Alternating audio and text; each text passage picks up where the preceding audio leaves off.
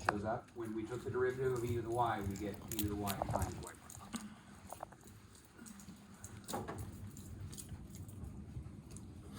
prime. Okay, so y prime equals 1 over e to the y. And now what is y prime when we convert back to x's? Just 1 over x.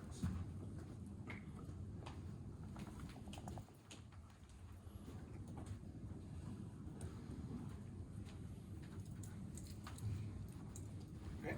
So after the dividing by y, so we can, that's how we're getting rid of it, right? Because it's multiplication, Yeah. in order for it to get rid of it, we have to divide it by it. Right. Correct? Okay, so after that, whenever it's, let's say, on the denominator, then all we do is just plug the x. Yes. Just replace e to the y back with x. Okay, so this gives us our log function.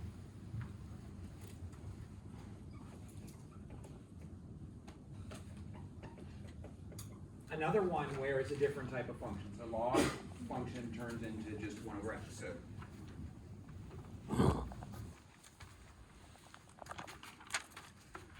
okay.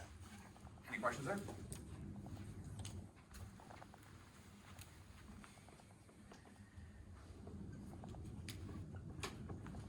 Okay, so one last one to do here.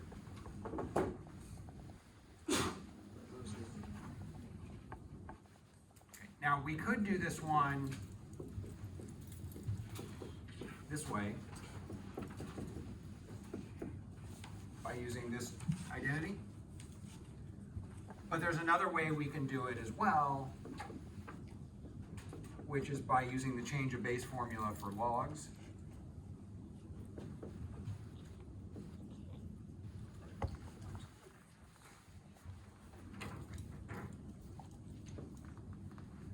So this is just a standard change of base formula. If we want to change from a non-standard base here, we can change it to base E, or any base we want, really. It doesn't matter. We can choose whichever one we choose, by just taking the natural log of our variable divided by natural log of our base. Okay? So instead of doing this way, which we could, it would work out the same. I'm just going to use the change of base formula because it'll be quicker.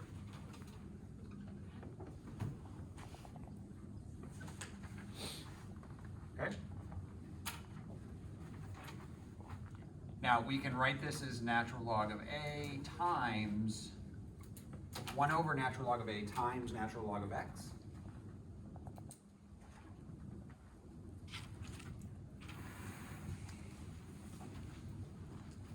But this is just a constant. X is our variable, the a is just a number. We don't know what that number is, but it's not the variable that we're taking the derivative with respect to.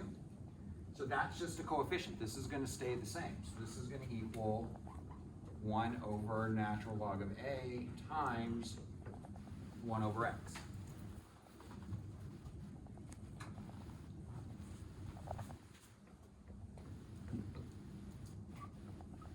And we get 1 over x ln of a.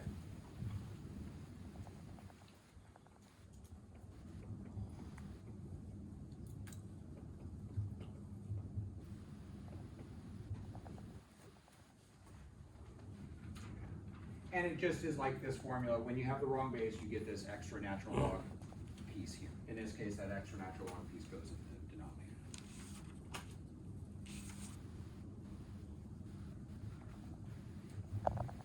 Okay. Any questions there? These are all the functions that we're going to be using basically for the rest of calculus.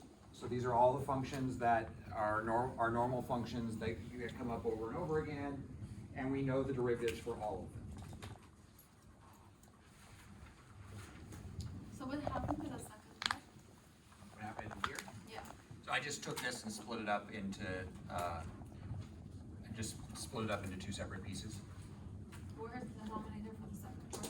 I mean, we could write it over 1 if we want, but if there's no denominator, then it's just part of the numerator.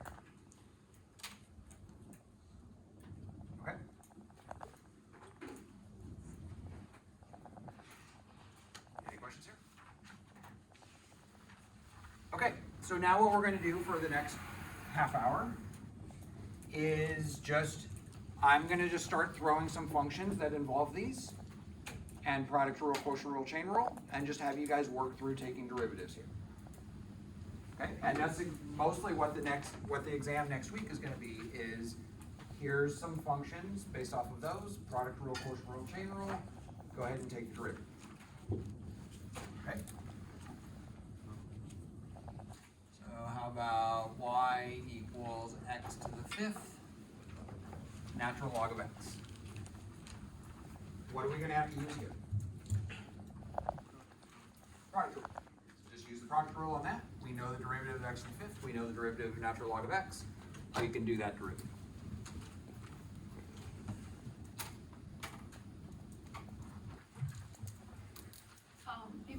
Even though we're doing the product rule, we're still in. No, we're not doing this anymore. This is a one-time process. So anytime we are want to add something over here, we have to go through a one-time process to come up with a formula to add over there. But once it's added over there, all we're going to do is, this is a product rule, put your two pieces, look over there for what your derivatives are. Okay. We don't ever have to go through this again. The only reason we went through it once is because I don't want to just throw it up there and say this is what it is, just believe me. I would agree. You probably would have. I don't doubt that you would have believed me. I just.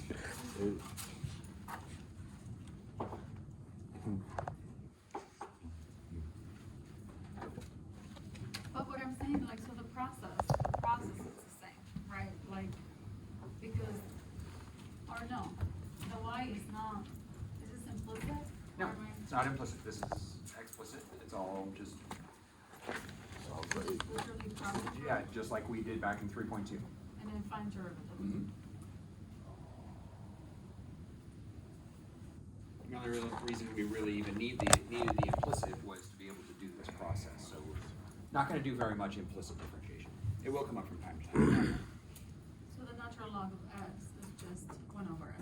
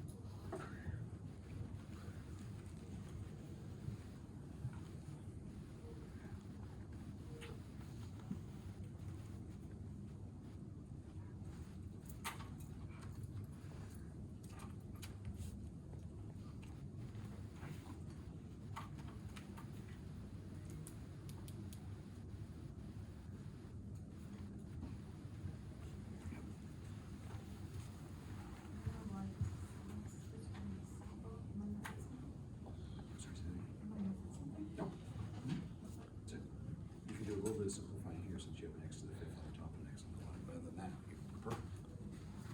If I were to submit the answer like that, would that be sure? That'd be fine. Okay. Okay, so what's the derivative of x to the 5th? 1 times x to the 4th, 5x to the 4th, derivative of natural log of x, 1 over x. 1 over x. And so y prime is going to be 5x to the 4th natural log of x plus x to the 5th times 1 over x. Any questions there?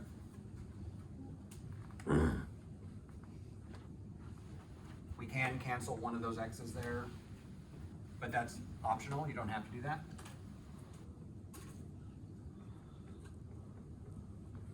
And get that.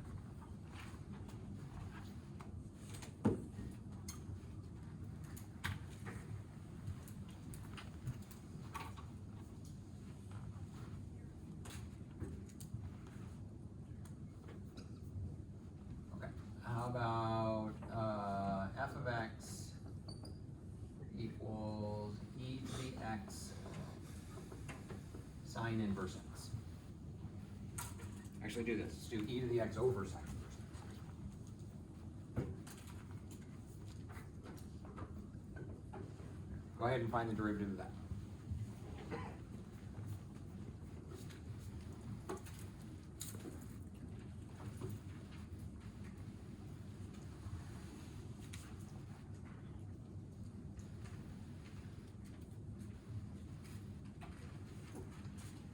On the exam day, are you gonna have that? Nope, but you have a cheat sheet, so you can write it on your cheat sheet.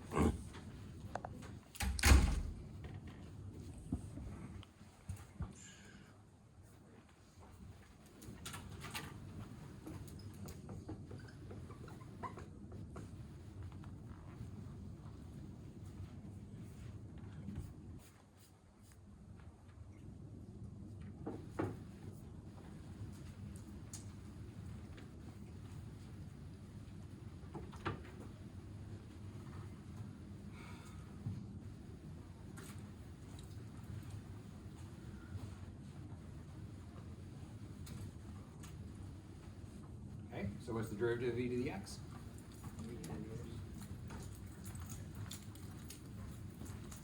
And derivative of sine inverse x? 1 over square root 1 minus x squared.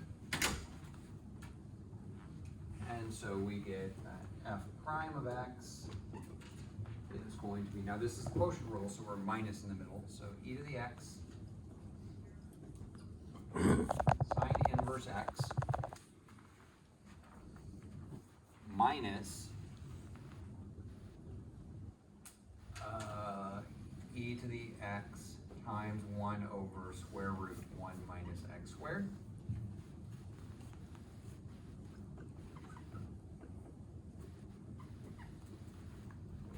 All over sine inverse of x squared.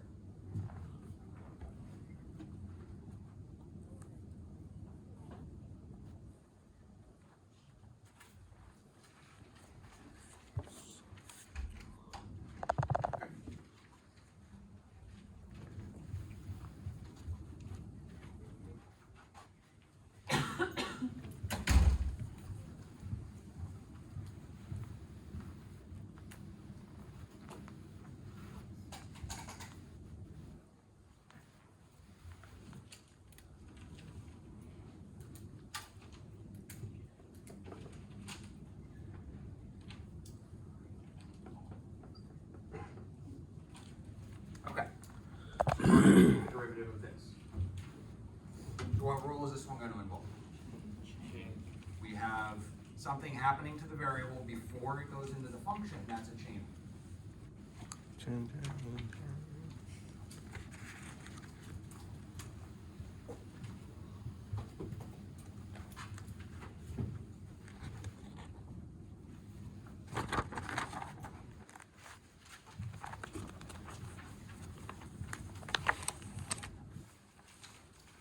And are we doing, this is all 3 point, this whole chapter 3 something looks like, right? This is all just kind of all chapter 3 put together.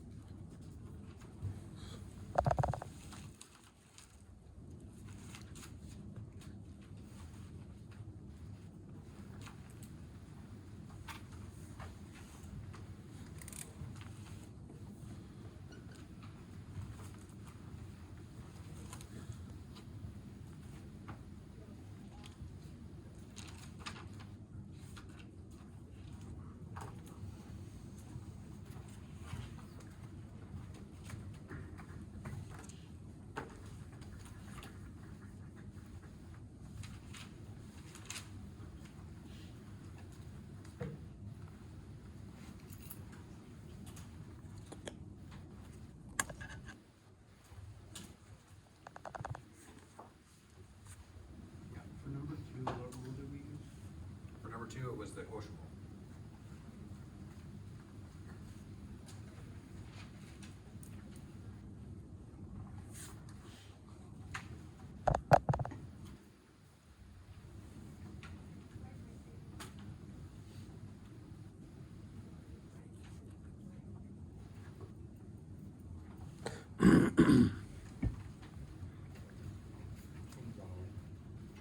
What's that?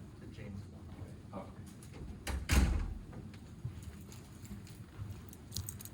Okay, so what are we gonna do here? We still do the project, it's a project and a chain rule? It's not a product, there is no product going on here. It's not natural log times that, it's natural log of that. So the natural log is our outside function, and this is where natural log gets a little bit confusing on how to apply the chain rule with it. So the rule for natural log is natural log of x turns into 1 over x. But what if this x is replaced with junk?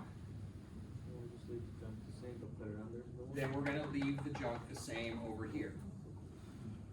Okay, so natural log of anything is just 1 over that same thing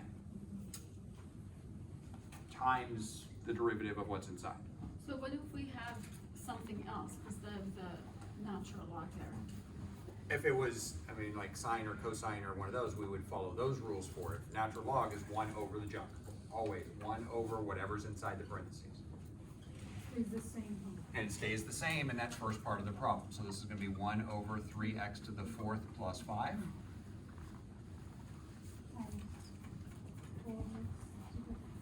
And 12x cubed. Times, now we have to take the derivative of what's inside the parentheses. Okay,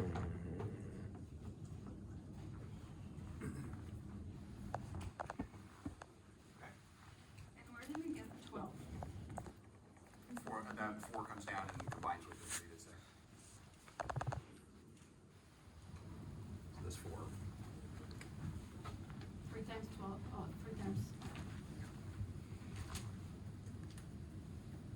everybody okay with that? Do another one with natural log? Yeah. I have a question. Yes. So I get the 12 came down.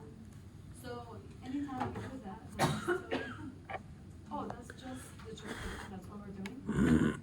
When was it that we were adding more numbers? Isn't that a chaining rule? That's when they had exponentials, we had the 3 steps for the exponentials. Yeah. Where it was, you copy it, if it's the wrong base, you add Yeah. this, if it's an exponent, you add this. Right. Same thing. And we would do the same thing, if this is the wrong base too, then we would add that extra natural log of a down here in the denominator. Okay.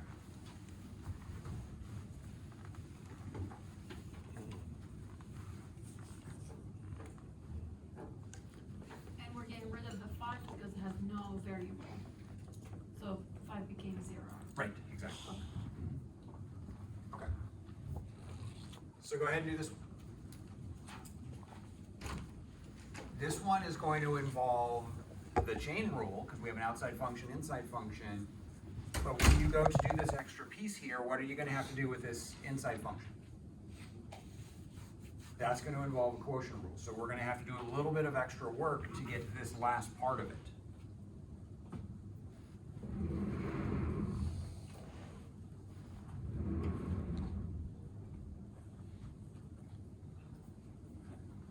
So because we have a natural log, it'll still be 1 over something. 1 over that junk, yeah. And then this one's a little bit harder because instead of this 12x to the 3rd, which was easy to get, we're gonna have to do a quotient rule on that, just that piece inside. We have to do it separately.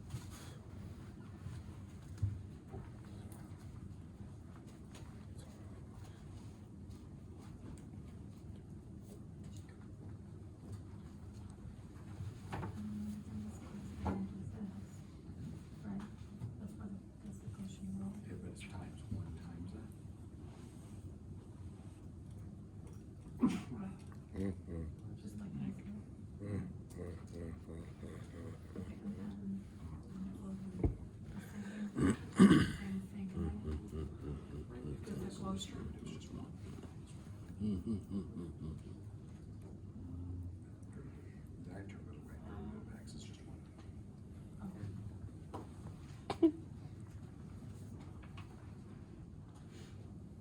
Okay, so f prime of x. What do we do with the natural log? 1 over that, X. all of that junk, times, now here we have to do a quotient.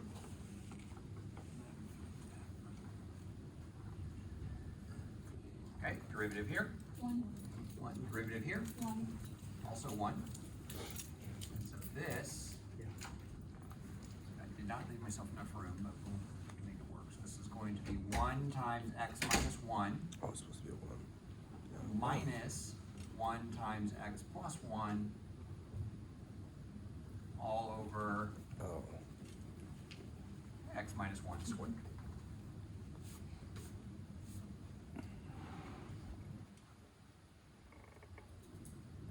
Wow. That's fucking ruthless. Okay? Now you absolutely you can leave it like that, perfectly fine. But there is quite a bit of simplifying that can be done here. You can get rid of the one x plus minus 1, right? Get rid of these. Yeah, No, because of the two terms here. they're not multiplied, that's why. That's a minus in between, so there's two separate terms there. Okay. But what we can do here, 1 over this is just the reciprocal of that. So that's x minus 1 over x plus 1 times, now here we have x minus 1 minus x minus 1 over x minus 1 squared. Is it because the top one, you get rid of the 1? Is it because just the 1? If it was This- different number, you couldn't do that, right? Yeah, well, then that number would just stay up there with it. It'd be in parentheses. If this was a 3, then it would be 3 times parentheses x minus 1. Okay. So now we have x minus 1 times, here those x's cancel. That's going to be times minus 2 over x plus 1, x minus 1 squared. And now we can cancel an x minus 1 because of, yay. Now we can cancel an x minus 1 because it's multiplication going on now, so. One of those. And so we end up with negative 2 over x plus 1, x minus 1. So did you want the projector up? Did you want this on there? No, I don't need it. I just. No, but is that what you're trying to accomplish? That was the trying to accomplish, yeah. Okay, so for some reason my touch panel, we had a power outage. Okay. So for all I know, it's smoked my touch panel, because it's not acting like it's supposed to. So if you just turn this projector on, Okay. you're gonna get that screen. Okay. So what you could do. Watch this. Blank, watch this. Oh, that's really cool. Yeah. Yeah. Yeah. Okay, great. Okay, thank you for your patience, appreciate it. Camilla?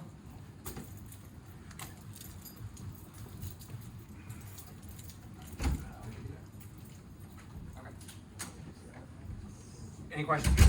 You absolutely could have stopped here and that, or stopped here and that would have been perfectly fine. You did not need to do all this simplifying.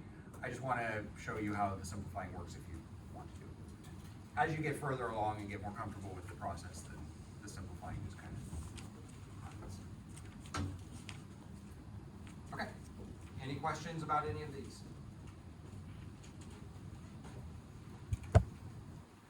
So one last thing out of 3.6, this isn't going to be on the exam, but I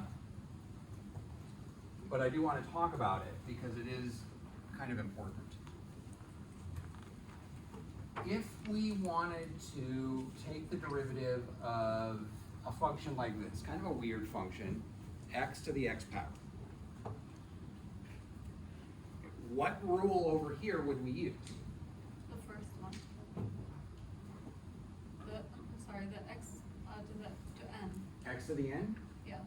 But this is for functions that are like x to the 7th or x to the 12th, where they have a constant exponent. And this one doesn't have a constant exponent, so that rule isn't going to apply here. What's the other option over here that might apply? Second from last. The a to the x. But this is for functions like 2 to the x or 7 to the x. These are functions that have a constant base. And this one doesn't have a constant base, so this one doesn't apply either. So none of our functions over there apply to this.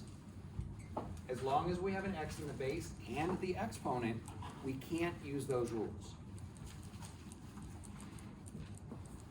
But there is a way to get rid of the x in the exponent, to move it.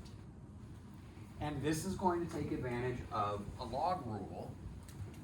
Log of a to the b equals b log a. And it makes no difference what base we're working in. This works for all bases for log functions. Okay, so that b can move out in front and become a coefficient. And that's how we're going to move this x out in front here. But the problem we have is we don't have the log function. But we can make the log function by just doing this.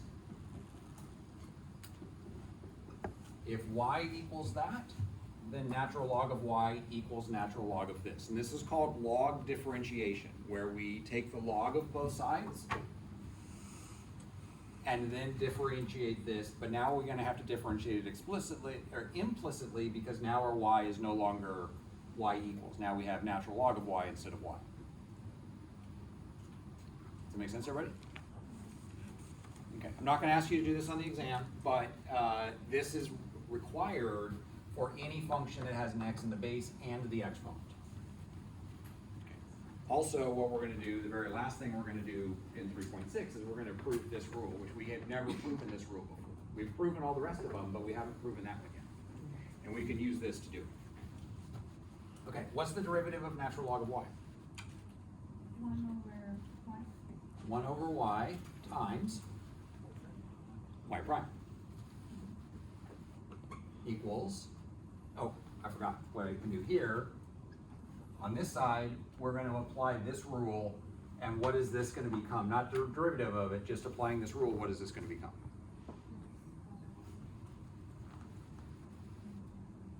So that x can move out in front. And so this is going to be x natural log of x.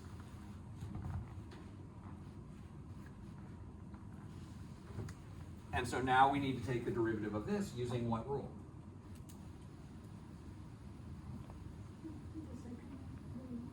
Log. This is the product rule. We have an x times natural log of x. This is multiplication, so we need to do x and natural log of x. Derivative of x is 1. Derivative of natural log of x is 1 over x.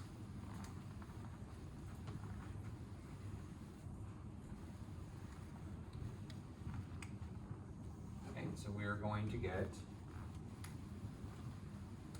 1 times natural log of x plus x times 1 over x.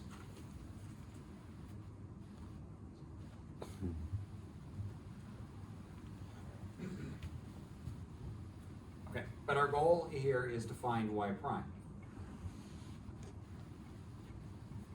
So we need to multiply both sides by y.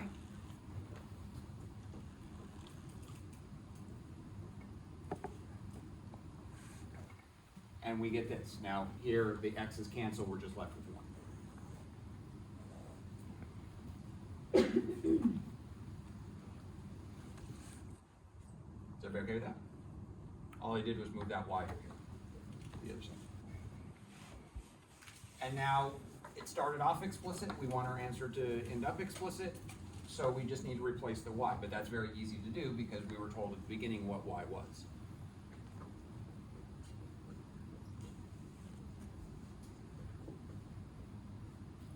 And so this is the derivative of that function.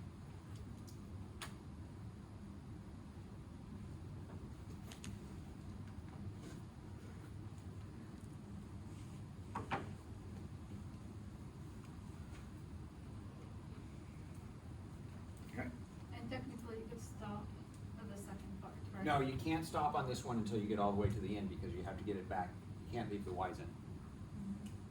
So this one, you have to go through this whole process on it. So this is a little bit more complicated, we're not just,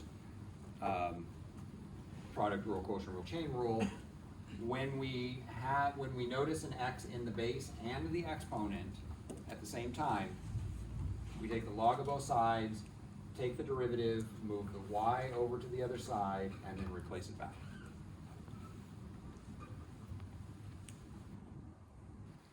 I'm not gonna ask you to do this on the exam, but there is a homework question that has this. And it's a little bit more complicated than just an x in the exponents, like cosine x or something like that. Same thing, when this comes down in front, it's gonna be cosine x, natural log of x. Just apply the product rule to that. Okay. Any questions here?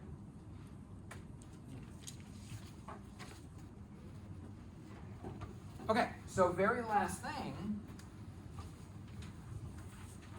is I want to prove, I've proven every single one of those over on the board, except for the power rule, except for the x to the n.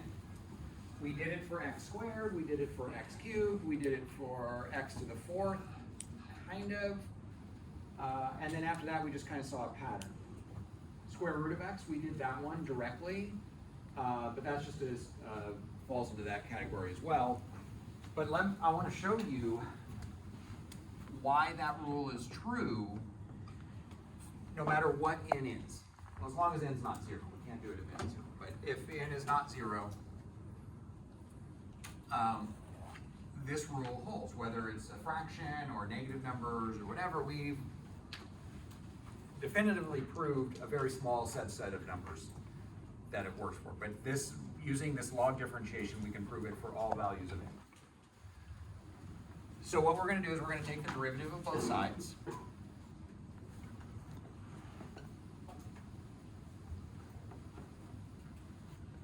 so natural. Is this gonna be an example? This is not an example. This is just proving the rule. It's the one gap of all of those up there that I skipped over. So this is another one of those, the process, we have to go through the process once to be able to write it up there. It's just I wrote that one up there first because if you don't have x to the n, then it really limits what types of functions you can take derivatives of. So. Okay. Now, because we have log of this, we can rewrite it. We can rewrite it as n natural log of x.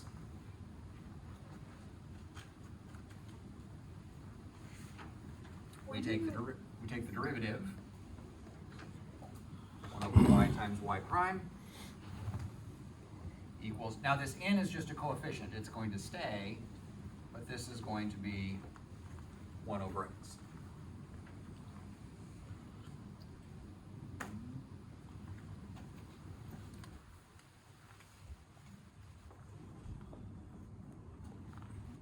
Multiply by y on both sides To get the y by itself? to get the y prime by itself.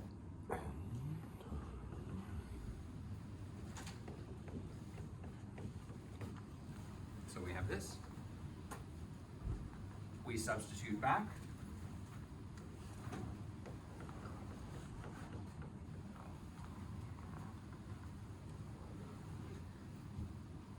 And now, one last thing we can simplify. We have one x on the bottom, we have a whole bunch of x's on the top.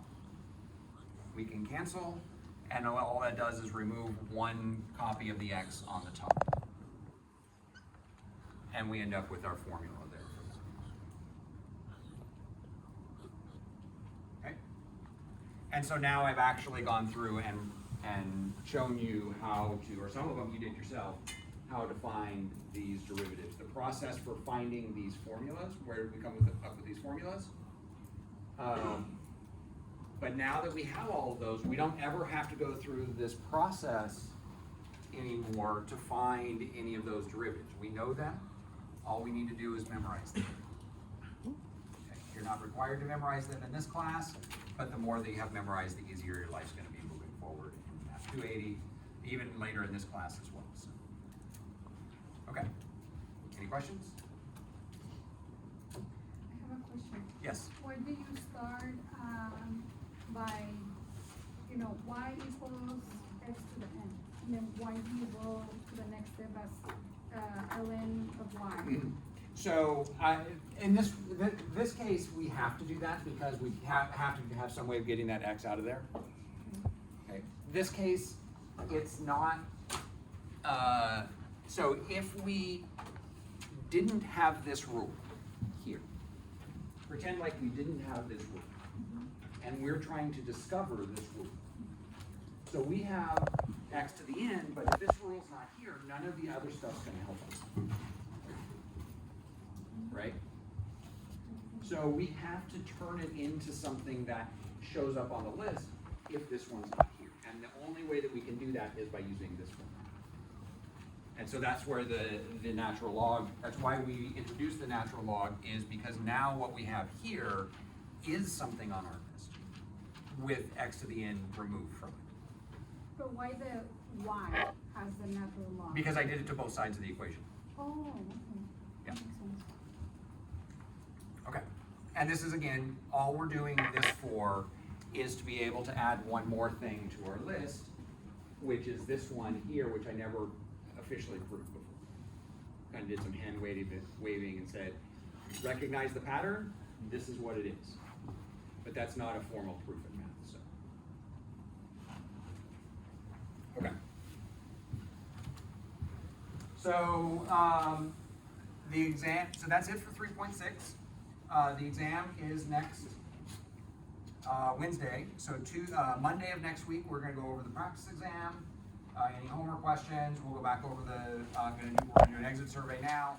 We'll go back over that.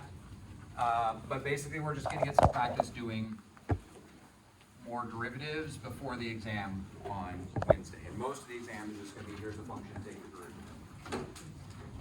Okay. So the ones, so you guys weren't here last time, so you're up here now. Okay. So, exit survey. So let's go ahead and do f of x equals x, sine inverse of x over natural log of x. This one's a little bit more complicated than the ones that we did before. This is going to involve an inverse trig function, but we know that. It's going to involve a log function, but it's also going to involve a quotient rule and a product rule here. So the way we know the, inverse is with a negative. Negative one, yeah.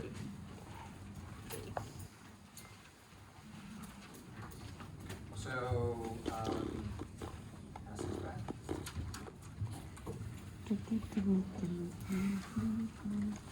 Shahad? Okay. Rima?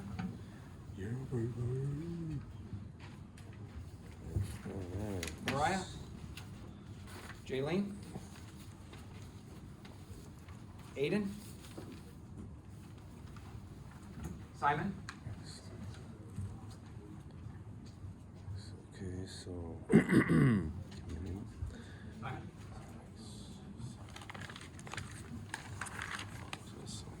Armando?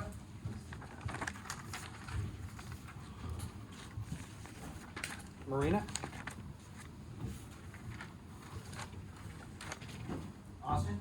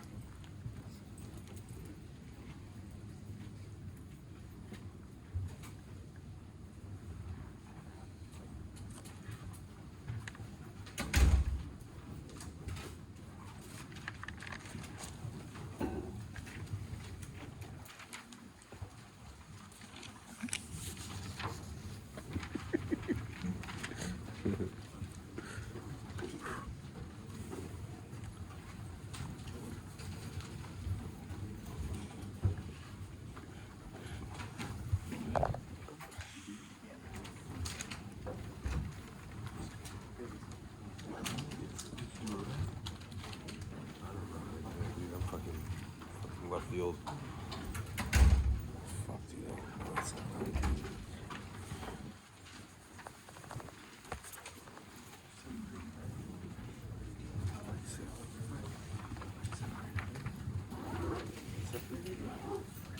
So,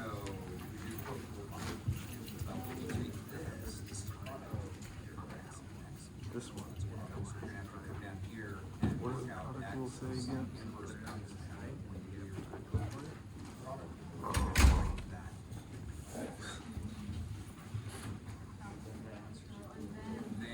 Then you're gonna, right, you're gonna take the derivative of that product, using the product rule, that's gonna get written here, then you're gonna assemble your quotient. What? It's gonna replace this.